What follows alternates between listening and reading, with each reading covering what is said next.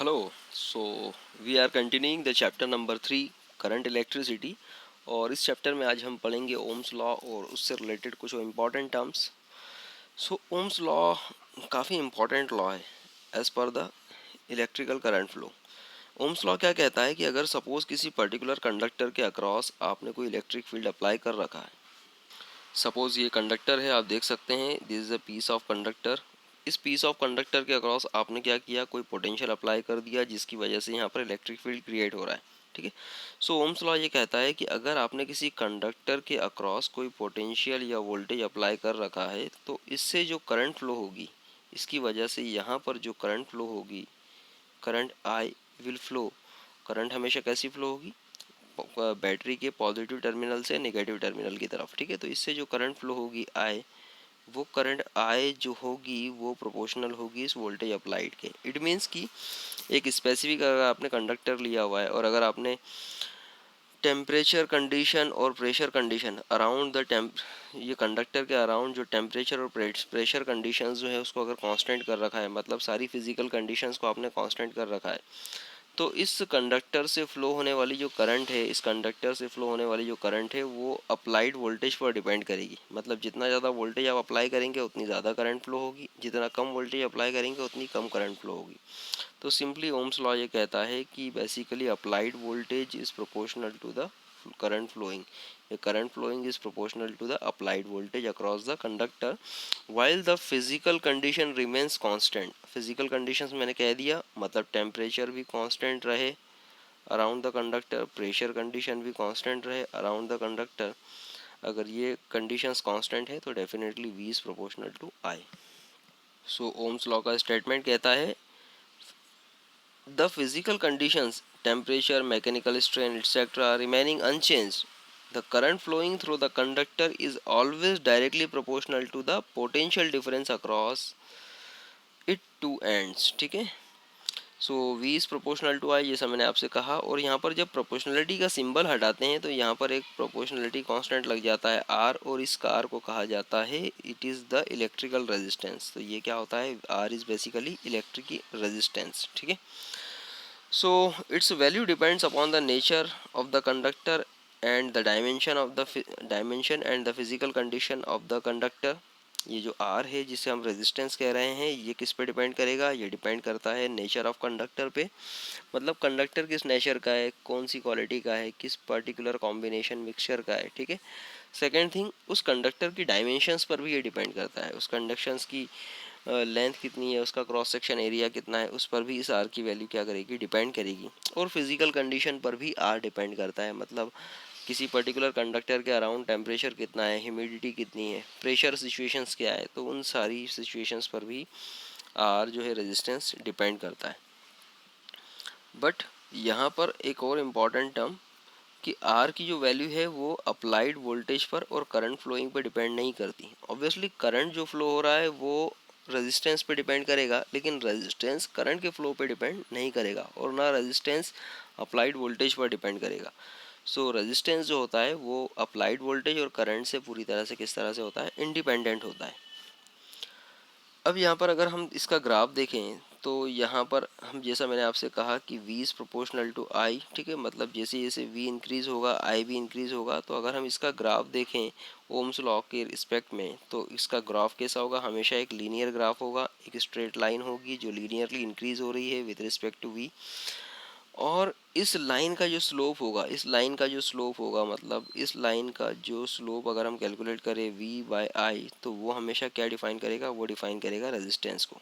इस लाइन का slope of line जो होगा वो हमेशा किसे डिफाइन करेगा, slope of line V by I जो होगा वो क्या डिफाइन करेगा, रेजिस्टेंस R को। और हम देख सकते हैं यहाँ पर कि ये ग्राफ किस तरह से पूरी तरह से लीनियर है, मतलब लीनियरली इंक्रीज हो रहा है, कहीं पर कोई वेरिएशन नहीं है for all the values of V and I। ये कैसा हो रहा है, लीनियरली इंक्रीज हो रहा है, इसलिए इसे हम लीनियर ग्राफ भी कहेंगे।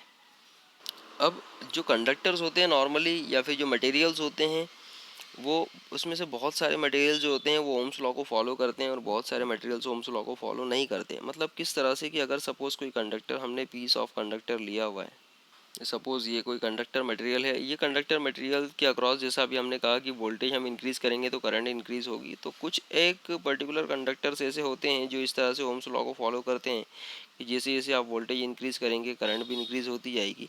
लेकिन कुछ कंडक्टर्स ऐसे होते हैं जो ओम्स लॉ को फॉलो नहीं करते। इट मीन्स कि इनमें अगर हम वोल्टेज को इंक्रीज़ करें तो करंट उस रेशो में इंक्रीज़ नहीं होती जिस रेशो में वोल्टेज इंक्रीज़ हो रहा है। इसका स्लोप कुछ इस तरह से हो सकता है, ठीक है। या फिर ये जो ग्राफ है कुछ इस तरह से हो सकता है कि यहाँ पर आप वोल्टेज थोड़ा सा भी इंक्रीज़ करें तो करंट में बहुत ज़्यादा राइज हो जाता है, ठीक है। करंट में बहुत ज़्यादा राइज हो जाता है। या फिर आप इस सिचुएशन को देख सकते हैं। इस सिचुएशन में क्या हो रहा है, जैसे जैसे जिस रिस्पेक्ट में वोल्टेज इंक्रीज़ हो रहा है उस रिस्पेक्ट में करंट इंक्रीज़ नहीं हो रही। तो इस तरह से जो कैरेक्टरिस्टिक शो करते हैं, जो कंडक्टर्स इस तरह की कैरेक्टरिस्टिक शो करते करते हैं वो बेसिकली नॉन लीनियर कंडक्टर्स कहलाते हैं या फिर नॉन लीनियर मटेरियल्स कहलाते हैं, ठीक है। और इस तरह के जो कंडक्टर्स होते हैं जो इस तरह की लीनियर कैरेक्टरिस्टिक को फॉलो करते हैं या ओम्स लॉ को फॉलो करते हैं वो कहलाते हैं लीनियर कंडक्टर्स। और इसे हम ओमिक कंडक्टर्स भी कहते हैं या ओमिक मटेरियल्स भी कहते हैं क्योंकि ये ओम्स लॉ को फॉलो कर रहे होते हैं। सो आई होप आपको लीनियर और नॉन लीनियर समझ में आ गया होगा। अब देखिए यहाँ पर हम बात करते हैं रेजिस्टेंस ऑफ कंडक्टर की। तो अभी हमने जैसा समझा कि रेजिस्टेंस क्या था, ये बेसिकली एक तरह का प्रोपोर्शनलिटी कांस्टेंट था जो अभी हमने इस ओम्स लॉ से डेराइव किया था। V is equals to R into I, यहाँ पर R था। और ये रेजिस्टेंस के बारे में हमने कहा कि ये पूरी तरह से इंडिपेंडेंट होता है V और I से, मतलब अप्लाइड वोल्टेज और करंट फ्लोइंग से पूरी तरह से इंडिपेंडेंट होता है। हाँ, लेकिन करंट फ्लोइंग R पे डिपेंड ज़रूर करती है। मतलब करंट जो है वो R पे रेजिस्टेंस पे डिपेंड करेगी, लेकिन रेजिस्टेंस करंट पे डिपेंड नहीं करेगा। ये इसको आपको याद रखना है, थोड़ा सा कन्फ्यूजिंग हो जाता है यहाँ पर। सेकेंड थिंग, जैसा अभी आपसे कहा गया था कि रेजिस्टेंस R जो है वो डिपेंड करता है नेचर ऑफ द मटेरियल पे, कि मटेरियल किस नेचर का है, उस कंडक्टर के स्ट्रक्चर पर, कि उसकी डायमेंशंस क्या है, उसकी लेंथ क्या है, उसका क्रॉस सेक्शन एरिया क्या है, और सराउंडिंग कंडीशंस पर कि उस कंडक्टर को आपने किस इन्वायरमेंटल सिचुएशंस में रखा हुआ है। मतलब उस कंडक्टर के सराउंड टेम्परेचर कितना है, प्रेशर कितना है, ह्यूमिडिटी कितनी है, उस टेम्परेचर उस कंडक्टर की स्ट्रेन या स्ट्रेस क्या है, ठीक है, एक्सेट्रा एक्सेट्रा।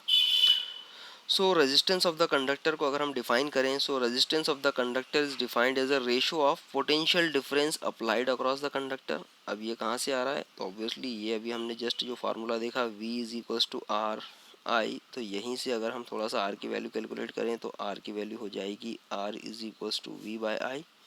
सो रेजिस्टेंस क्या हो गया, it is a ratio of applied potential difference divided by current flowing through the conductor. So हो जाएगा resistance of the conductor is defined as the ratio of potential difference applied across the conductor। जो potential difference भी हमने conductor के across apply करके रखा हुआ था और जिसकी वजह से जो करंट आई फ्लो हो रही थी, इनके रेशियो को हम क्या कहेंगे, resistance of the conductor.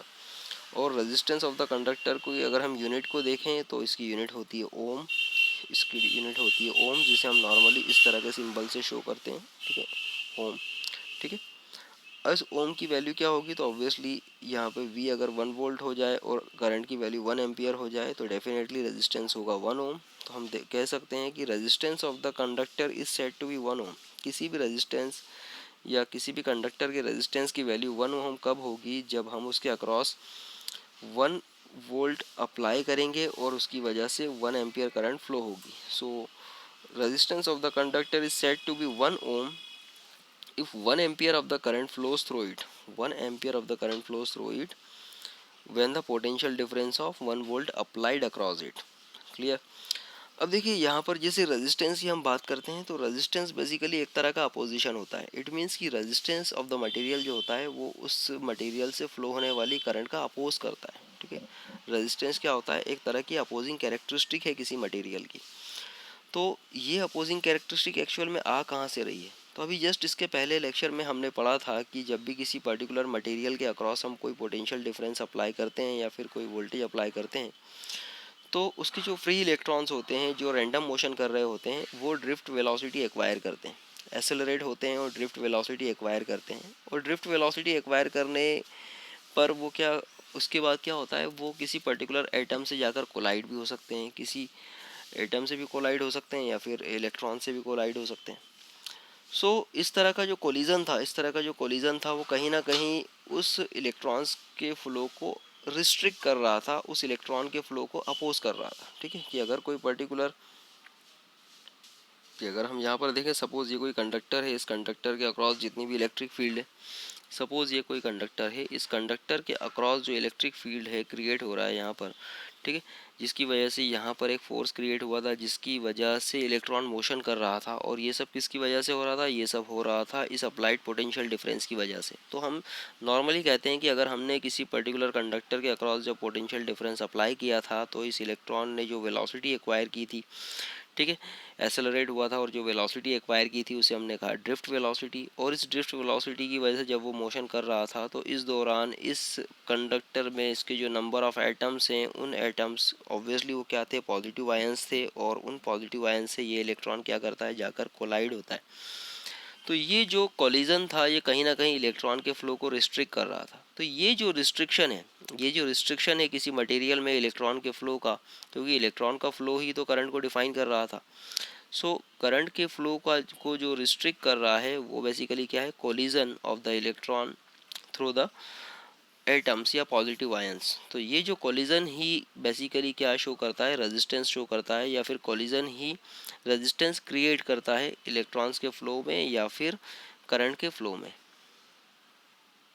So I hope आप रेजिस्टेंस समझ गए होंगे कि एक्चुअल में रेजिस्टेंस है क्या, रेजिस्टेंस का फॉर्मूला क्या होता है, रेजिस्टेंस की यूनिट क्या होती है। तो it's way very simple thing.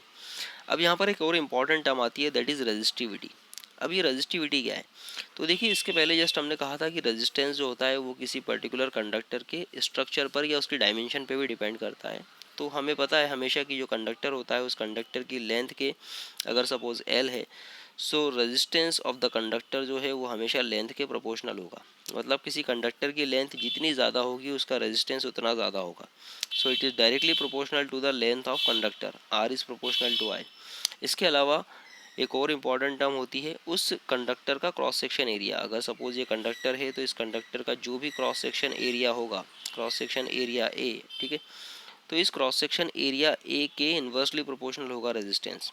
मतलब इस कंडक्टर का रेजिस्टेंस कम होगा अगर इसका क्रॉस सेक्शन एरिया ज़्यादा होगा। तो मतलब किसी पर्टिकुलर कंडक्टर का क्रॉस सेक्शन एरिया जितना ज़्यादा होगा, मतलब ये कंडक्टर जितना ज़्यादा मोटा होगा, जितना ज़्यादा डायामीटर वाला होगा, ऑब्वियसली सी बात है उसका रेजिस्टेंस उतना कम होगा, उतना कम होगा।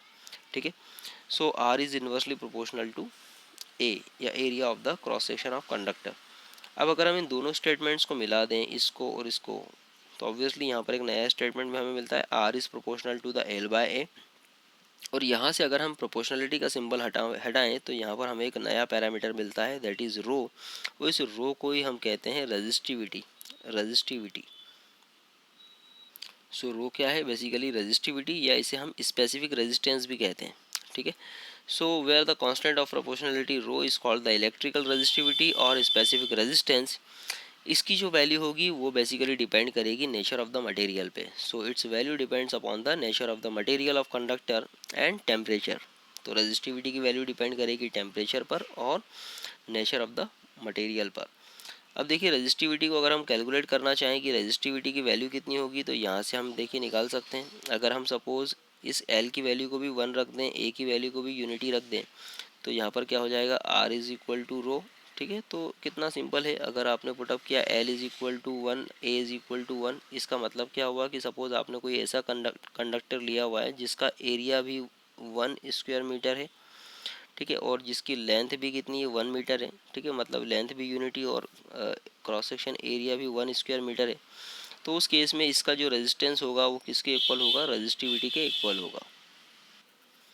सो if L is equal to 1 and A is equal to 1, then R is equals to rho into 1 upon 1, और ये हो जाएगा rho is equal to R. It means resistivity or specific resistance of the material of conductor is the resistance offered by the material या offered by the wire of this material of unit length and unit cross section area.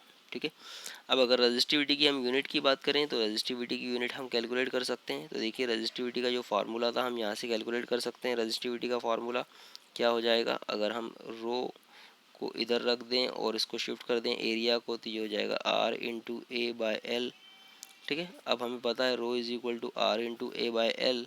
अब हमें पता है basically यहाँ पर are की जो unit होती है वो होती है ओम, एरिया की होती है मीटर स्क्वायर और लेंथ की होगी मीटर। एम से एम कैंसिल, क्या बचा सिर्फ ओम मीटर। तो ऑब्वियसली सी बात है यहाँ पर रजिस्टिविटी की यूनिट होगी वो होगी ohm metre.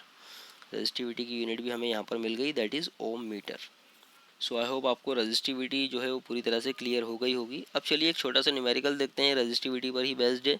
So calculate the resistivity of the material of wire of 1 metre long and 0.4 millimetre in diameter.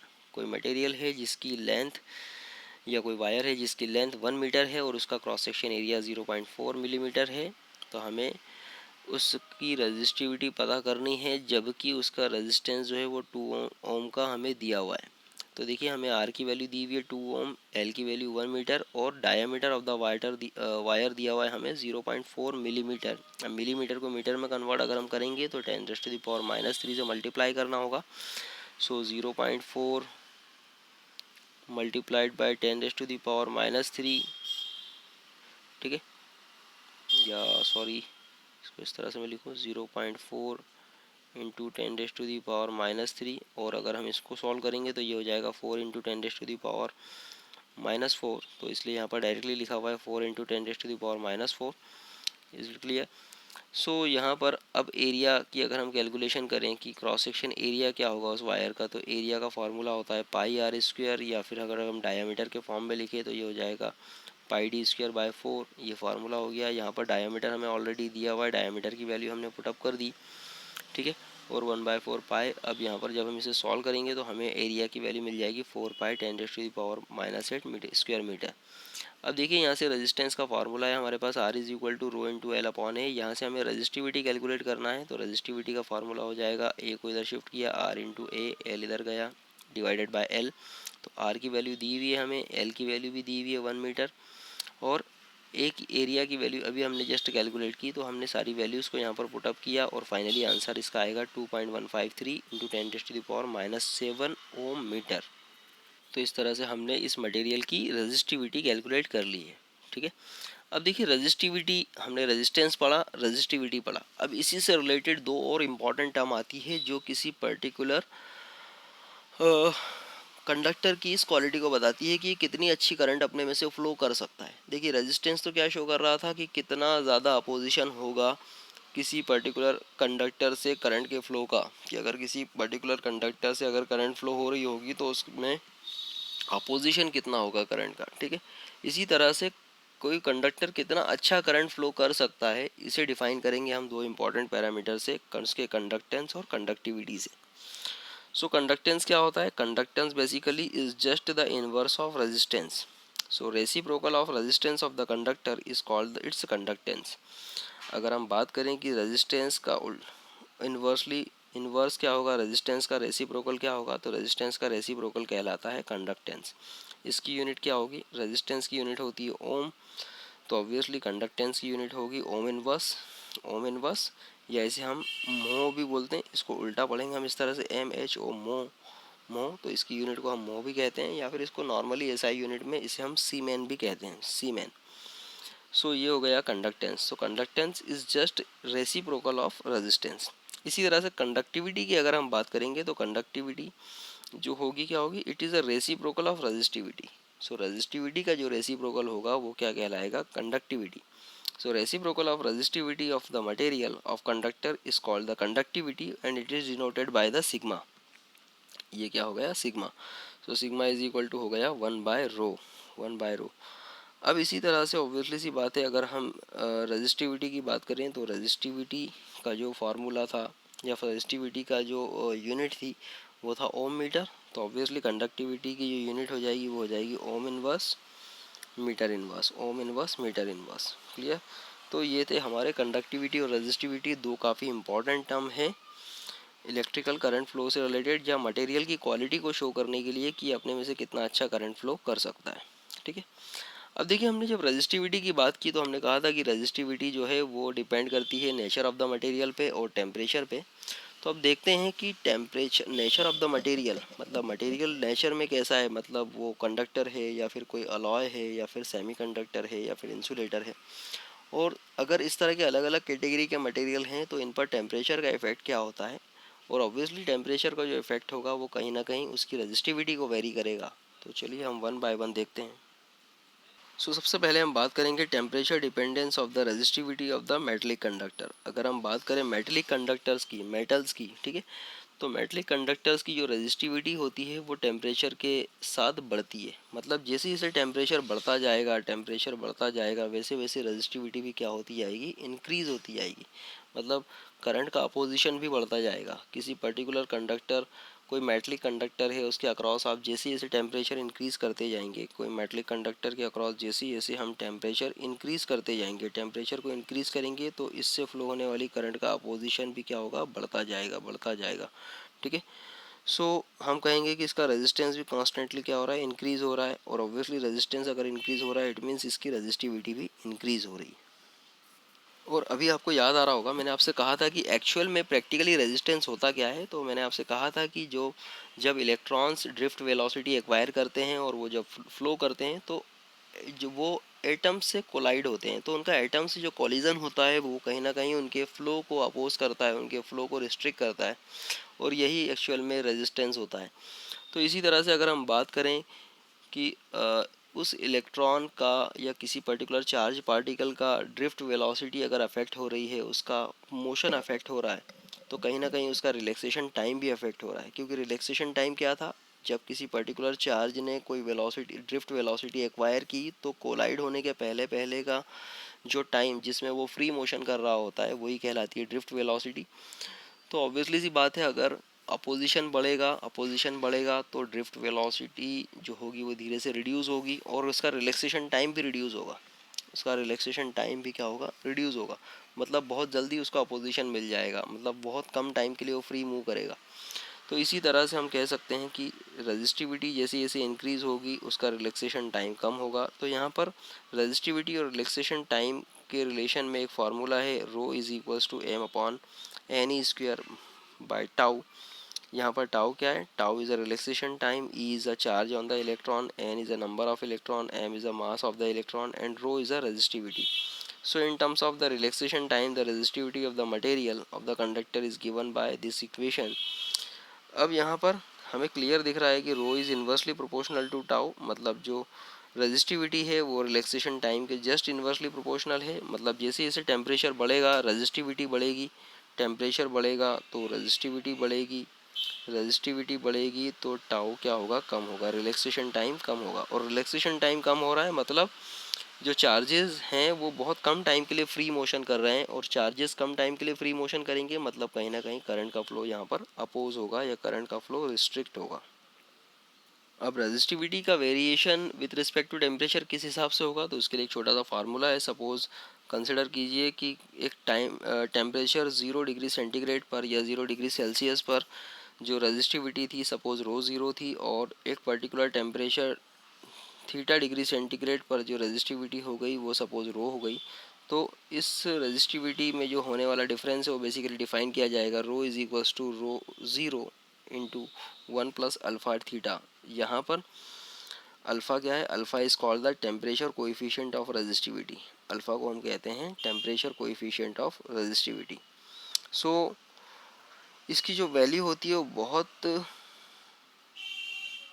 Positive होती है और बहुत कम होती है, 10⁻⁻² से 10⁻⁻⁴ पर डिग्री सेंटीग्रेड। मतलब ये जो कोएफिशिएंट है ये टेम्परेचर के हिसाब से इंक्रीज़ होता है। तो ऑब्वियसली कितना इंक्रीज़ होता है, बहुत कम इंक्रीमेंट होता है इसमें, लगभग 10⁻⁻² से 10⁻⁴ डिग्री पर सेंटीग्रेड, ठीक है, 4।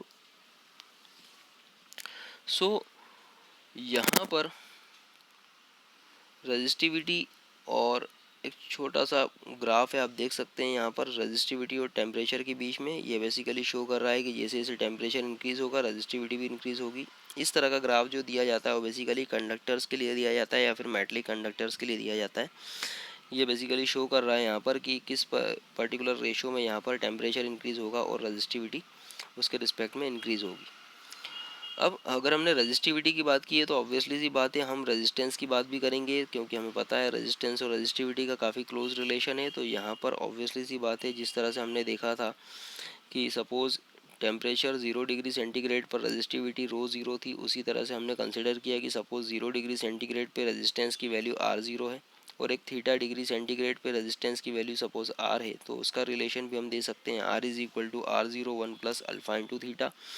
यहाँ से अल्फ़ा की वैल्यू हम कैलकुलेट कर सकते हैं और इस अल्फ़ा को हम क्या कहेंगे, it is a temperature coefficient of resistance. यहाँ पर अल्फ़ा होगा टेम्परेचर कोएफिशिएंट ऑफ रेजिस्टेंस। तो ये बेसिकली रिलेशन हमें ये शो कर रहा है कि किसी पर्टिकुलर मेटलिक कंडक्टर के रेजिस्टेंस में या रेजिस्टिविटी में किस तरह से वेरिएशन होगा जबकि उसके टेम्परेचर में इंक्रीमेंट हो।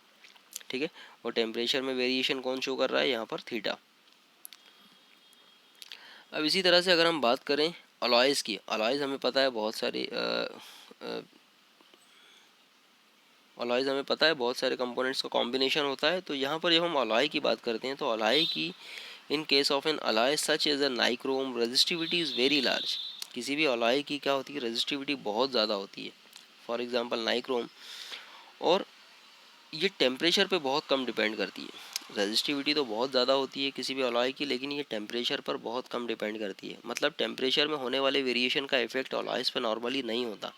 अलॉयज़ की रेजिस्टिविटी पर टेम्परेचर में होने वाले वेरिएशंस का इफेक्ट इतना नहीं होता। इसीलिए नॉर्मली जो रेजिस्टेंस वगैरह बनाए जाते हैं वो अलॉयज़ का यूज़ करके ही बनाए जाते हैं। So for example manganese which is an alloy of the copper, nickel, iron and manganese has a resistance which is 30 to 40 times as that of the pure copper for the same dimension, but its temperature coefficient is very small, that is 0.00001 degree per degree centigrade. So यहाँ पर हम देख सकते हैं कि normally अगर हम किसी कॉपर की बात करें तो कॉपर के रिस्पेक्ट में सेम डायमेंशंस का अगर हम मैगनीन ले रहे हैं तो मैगनीन जो कि एक अलॉय है उसका जो रेजिस्टेंस होगा वो 30 टू 40 टाइम्स ज़्यादा होगा, बट इसका टेम्परेचर कोएफिशिएंट जो होगा, मतलब टेम्परेचर में वेरिएशन शो करने वाला जो पैरामीटर है वो बहुत छोटा होगा, वो होगा लगभग 0.00001 पर डिग्री सेंटीग्रेड। मतलब अगर 1 डिग्री सेंटीग्रेड टेम्परेचर राइज होता है तो इसकी रेजिस्टिविटी में सिर्फ 0.00001 डिग्री वन ओम मीटर का ही डिफरेंस आएगा। So for this reason it is an excellent substance to be used for the construction of the standard resistance coil. तो मैंने आपसे कहा कि क्योंकि इसका टेम्परेचर वेरिएशन का इफेक्ट जो है वो इस अलॉयज़ पर बहुत कम है, इसलिए इन अलॉयज़ का यूज़ हम नॉर्मली रेजिस्टेंस को मैन्युफैक्चर करने के लिए ज़रूर करते हैं। तो देखिए यहाँ पर ये अलॉय का एक ग्राफ दिया हुआ है कि किस तरह से टेम्परेचर वेरिएशन होगा और रेजिस्टेंस, इसकी रेजिस्टिविटी इंक्रीज़ होगी। तो आप देख सकते हैं ये लगभग एक स्ट्रेट लाइन है जो हमें शो कर रही है कि एक पर्टिकुलर स्पेसिफिक मैनर में ही यहाँ पर रेजिस्टिविटी में वेरिएशन होगा अलॉयज़ की, और वो भी क्या होगा, बहुत नॉमिनल होगा। इसी तरह से हम बात करें अगर सेमीकंडक्टर्स की, तो सेमीकंडक्टर्स के केस में कंडक्टर्स के केस का थोड़ा उल्टा होता है। जिस तरह से कंडक्टर्स में टेम्परेचर बढ़ने से रेजिस्टेंस इंक्रीज होता है, सेमीकंडक्टर में इसका जस्ट अपोजिट होता है। जैसे जैसे टेम्परेचर इंक्रीज होता है सेमीकंडक्टर का रेजिस्टेंस डाउन होता है या डिक्रीज होता है। So the variation of resistivity of the temperature with temperature in case of the semiconductor or an insulator is different from that of in case of the conductor, whereas in case of the conductor the resistivity increases linearly, है ना। इन case of the conductor जबकि resistivity या resistance जो होता है वो linearly increase होता है विद रिस्पेक्ट टू टेम्परेचर। उसी तरह से यहाँ पर सेमीकंडक्टर के केस में या इंसुलेटर के केस में रेजिस्टिविटी ऑफ द मटेरियल क्या होती है, एक्सपोनेंशियली डिक्रीज होती है। So in case of the semiconductor and insulator resistivity at the temperature T degree Kelvin given by rho is equals to rho 0 e to the power Eg by kT।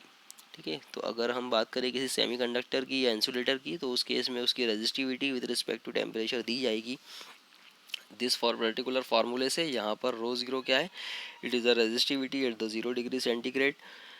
E basically क्या है, E is a charge on the electron है। E G जो है वो band gap है, obviously सी बात है। बैंड गैप आप समझते हैं वैलेंस बैंड और कंडक्शन बैंड के बीच का गैप है। के बोल्ट्जमैन कांस्टेंट और T temperature, T is a temperature. अब यहाँ पर हमें पता है कि बेसिकली जो हमारे इंसुलेटर्स होते हैं उनका ये बैंड गैप ईजी जो होता है वो बहुत ज़्यादा होता है, जबकि सेमीकंडक्टर्स का जो होता है वो नॉर्मली 1 इलेक्ट्रॉन वोल्ट्स के आसपास या उससे कम होता है।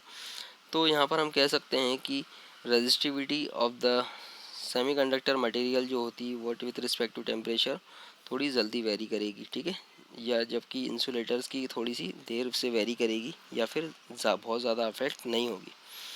सो यहाँ पर इसका ग्राफ भी हम देख सकते हैं इंसुलेटर और सेमीकंडक्टर के केस में कि जैसे जैसे टेम्परेचर इंक्रीज़ होगा इसकी रेजिस्टिविटी क्या होती जा रही है, डाउन होती जा रही है। सो आई होप आपको आज का लेक्चर समझ में आया होगा। काफ़ी सिंपल सा लेक्चर था और काफ़ी आसान से टॉपिक थे। Thank you.